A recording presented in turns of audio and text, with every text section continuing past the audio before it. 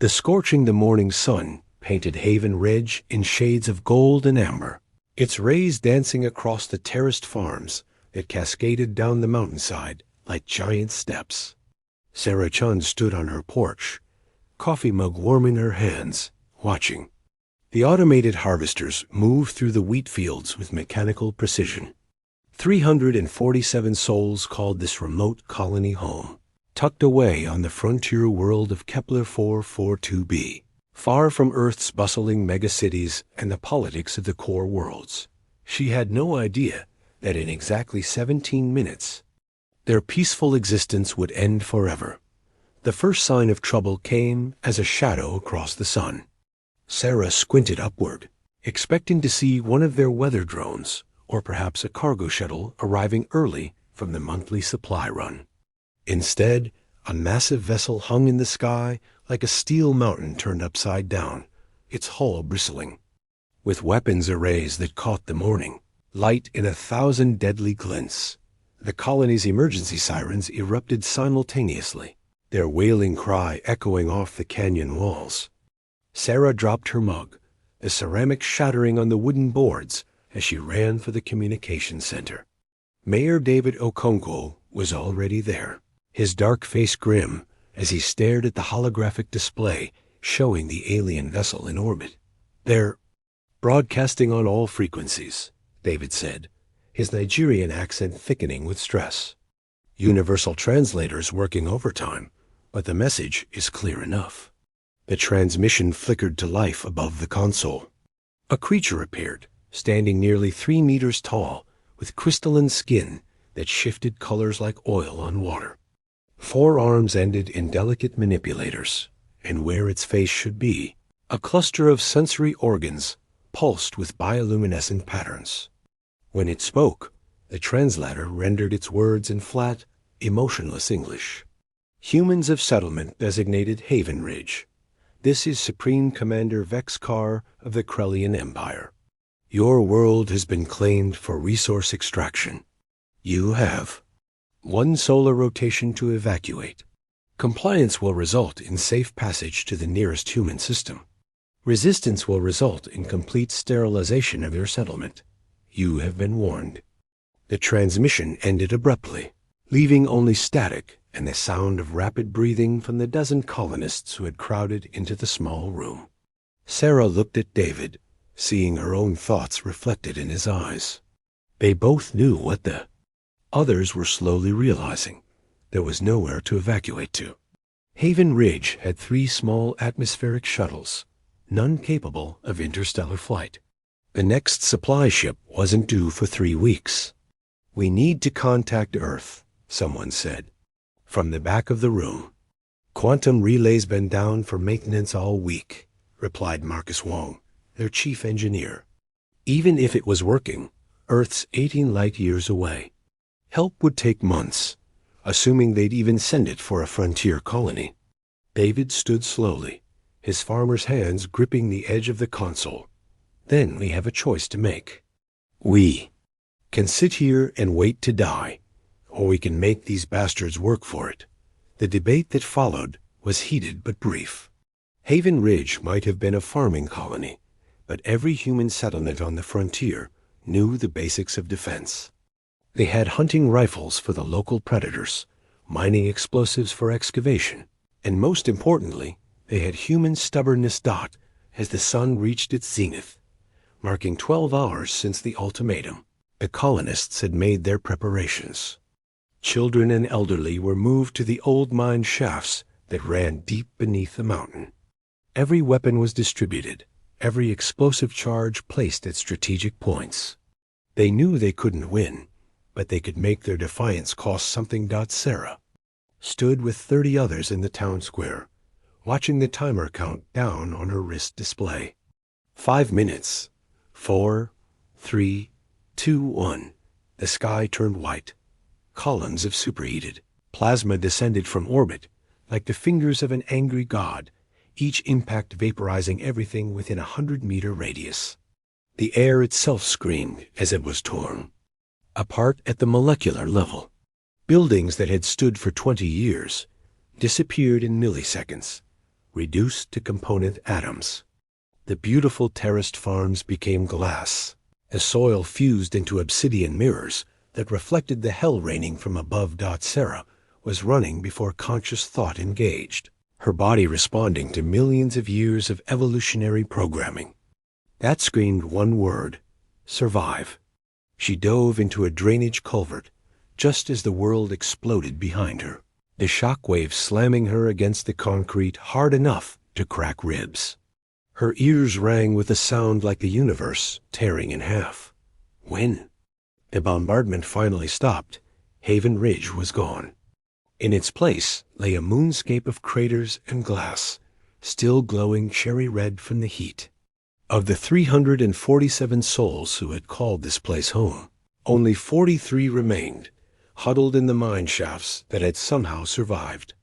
The orbital holocaust. Sarah emerged from her hiding spot hours later, her clothes singed, her hands blistered from crawling through superheated debris. She found David near what used to be the town hall, his left arm hanging useless at his side, his face a mask of controlled fury. "How many?" she asked, though she dreaded the answer. 43 confirmed in the mines. Maybe a few more in the outer settlements if they made it to shelter.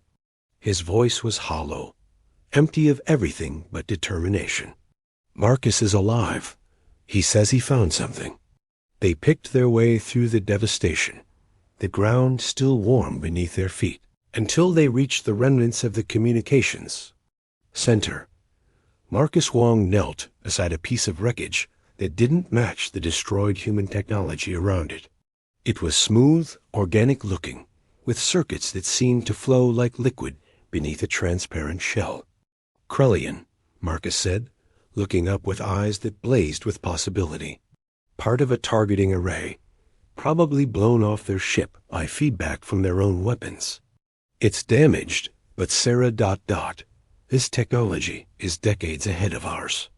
Maybe centuries, and it's still partially functional." Sarah knelt beside him, studying the alien device. Ideas began forming in her mind, connections sparking between disparate pieces of knowledge. Can you reverse engineer it? Even time and resources? Maybe, but we'd need everything we don't have, David finished. Then, more quietly, unless...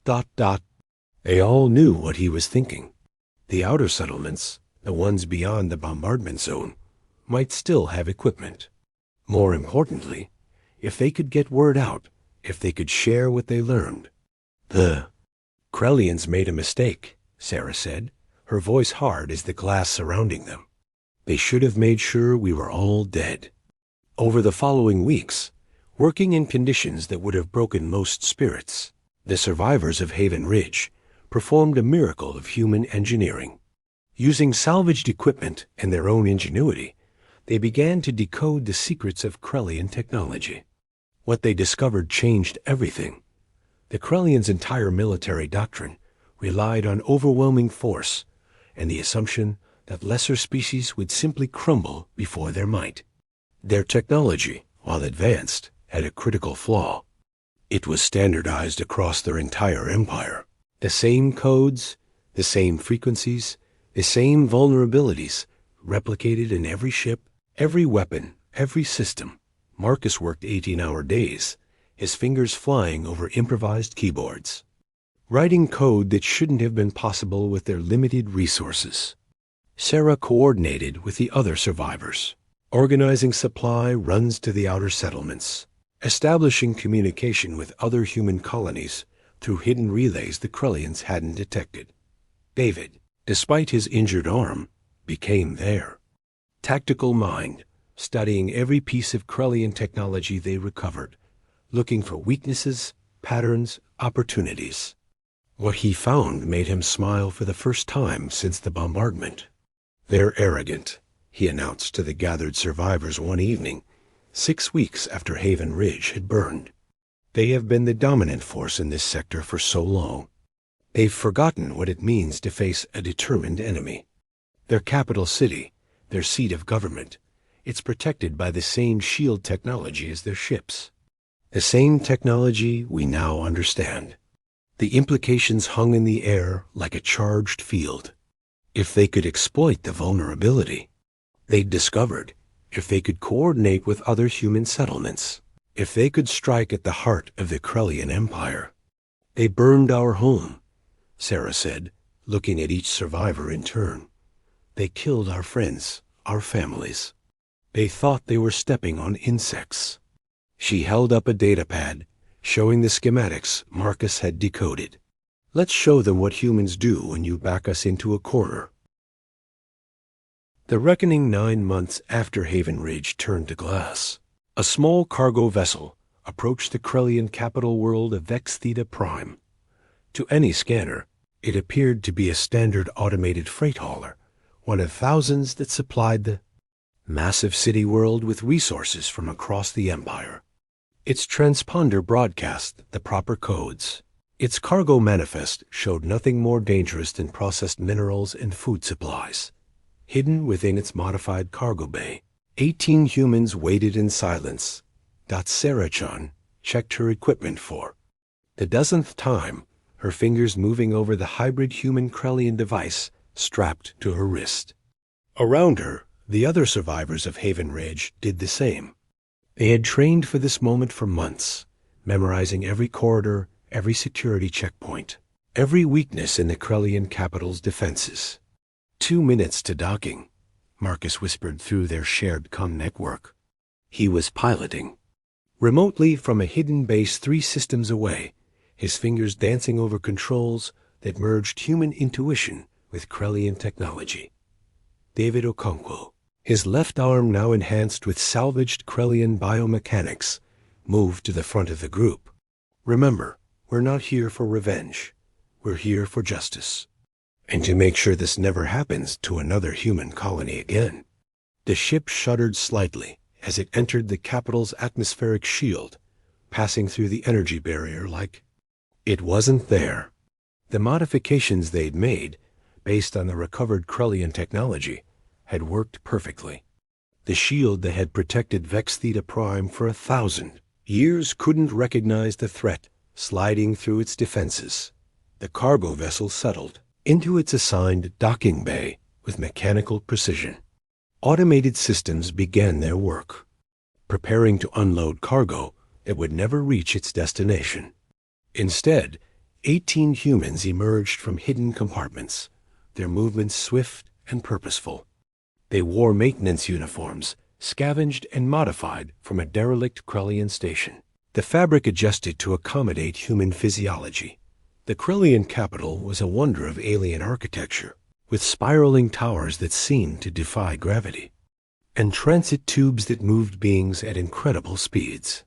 The population numbered in the billions, all serving the empire that had expanded unchecked for millennia. None of them noticed the small group of humans moving through service corridors, their stolen credentials opening doors that should have been impossible to breach. Sarah's team reached their first objective within an hour, the Planetary Defense Control Center. The Krellians they encountered barely glanced at them, their 4-armed forms moving past without suspicion. Why would they suspect anything? No enemy had ever penetrated this deep into their territory. The control room itself was a cathedral of technology, holographic displays showing the entire defense grid of the planet. 3 Krellian technicians monitored the systems, their attention focused on routine maintenance schedules. They never saw Sarah's team enter, never felt the neural disruptors that dropped them unconscious in seconds. Marcus, we're in position. Sarah whispered into her comm. 3 systems away. Marcus Wong smiled and began uploading the code they'd spent months perfecting. Lines of hybrid programming flowed through quantum channels, infiltrating the Krellian defense network like water. Through a sieve, every weapon, every shield, every defensive system on Vex Theta Prime began receiving new instructions. Meanwhile, David's team had reached the government sector, a massive complex at the heart of the capital where the Krellian High Command made decisions that affected hundreds of worlds. The same High Command that had ordered the destruction of Haven Ridge without a second thought. They moved through corridors decorated with trophies from conquered worlds, past monuments to Krillian superiority. David's enhanced arm tingled with each piece of stolen technology they passed, the biomechanics recognizing their kin. They reached the council chambers just as the daily session was beginning. Supreme, Commander Vex-Kar stood at the center of the chamber, the same being who had delivered the ultimatum to Haven Ridge. Around him, dozens of other high-ranking Krellians discussed the business of Empire, which worlds to conquer next, which species to subjugate, which resources to extract. They were still discussing when every screen in the chamber flickered to life with a human face. Sarah Chun, standing in their own defense control center, looked out at them with eyes that held no mercy. "Supreme Commander Vex-Kar," she said, her voice echoing through the chamber. "9 months ago, you burned our colony of Haven Ridge. You killed 304 innocent people whose only crime was existing on a world you wanted. You thought you were exterminating pests." The Krellians erupted in alarm, their bioluminescent patterns flashing chaotically as they realized their security had been breached. Veenskar's 4 arms reached for weapon controls that no longer responded. "You made 3 mistakes," Sarah continued. "First, you didn't make sure we were all dead. Second, you left behind your technology for us to study. And third, you assumed humans would simply accept their fate." Every defensive weapon on Vex Theta Prime turned inward, targeting government buildings, military installations, and communication hubs. Not to destroy. The humans of Haven Ridge were better than that. But to disable, to cripple, to demonstrate that the mighty Krellian Empire was not invincible. "Your empire was built on the assumption that might makes right," David's voice joined Sarah's as he entered the council chamber with his team, weapons trained on the shocked Krellian leadership. "That advanced technology gave you the right to take what you wanted, to destroy what inconvenienced you. Today, that assumption dies. The next hours were chaos." Across the Krellian capital, human infiltration teams emerged from hiding, taking control of key infrastructure with a precision that spoke of months of planning. The planet's own defense systems held its military in check. Weapons that had protected them for generations now turned to prevent any response. But the true masterstroke came from Marcus Wong, still operating from his hidden base, using the back doors they'd discovered in Krellian technology. He broadcast a signal across the entire empire. Every subjugated world, every conquered species, received the same message: the technical specifications for defeating Krellian technology, the codes to disable their weapons, the knowledge that the empire was not invincible. Within days, rebellions erupted across dozens of worlds. Species that had been crushed beneath the Krellian boot for centuries suddenly found themselves able to fight back. The empire that had seemed eternal began to crumble from within. In the council chambers of Vex Theta Prime, Supreme Commander Vex-Kar stood before Sarah Chun, his crystalline skin dulled with defeat. "You've destroyed everything we built over millennia." "No," Sarah replied, her voice steady. "We've given every species the chance to choose their own destiny. The same chance you tried to deny us. The Krellian Empire didn't fall in a day, or even a year. But it did fall, brought down not by a massive invasion or superior technology, but by 43 survivors from a burned farming colony who refused to accept extinction. The capital world of Vex Theta Prime became a neutral zone administered jointly by all the species the Krellians had once conquered, with humans, the humans from Haven Ridge, serving as mediators. They rebuilt their colony, of course. New Haven Ridge rose from the ashes of the old, its buildings incorporating Krellian technology with human ingenuity. The glass planes left by the bombardment became memorial gardens, each crystallized section inscribed with the names of those who had died. Sarah Chun stood in those gardens 5 years later, watching children play among the memorial stones. They were learning history, Not the sanitized version, but the true story of how their parents and grandparents had faced annihilation and chosen to fight back with intelligence rather than just anger. A young girl, no more than 10, looked up at her with curious eyes. "Ms. Chun, why didn't we destroy them like they tried to destroy us?" Sarah knelt beside the child, her hand touching one of the memorial stones. "Because that would have made us no better than them. We didn't fight to become conquerors. We fought to ensure no one could conquer others again." The girl nodded solemnly, then ran back to her friends. Sarah remained by the memorial, watching the sun set over New Haven Ridge. The same sun that had witnessed their destruction now watched their triumph. Not the triumph of one species over another, but the triumph of determination over oppression, of ingenuity over arrogance, of hope over despair. The village that the Krellian Empire had tried to erase from existence had not only survived, it had become the seed from which a new, freer galaxy grew. And in the end, that was the most human response of all, to take catastrophe and transform it into opportunity, to face annihilation and choose instead to create something better. Haven Ridge had burned, but from its ashes, humanity had shone. The galaxy what they were truly capable of when pushed to the brink. And the galaxy would never be the same. The end asterisk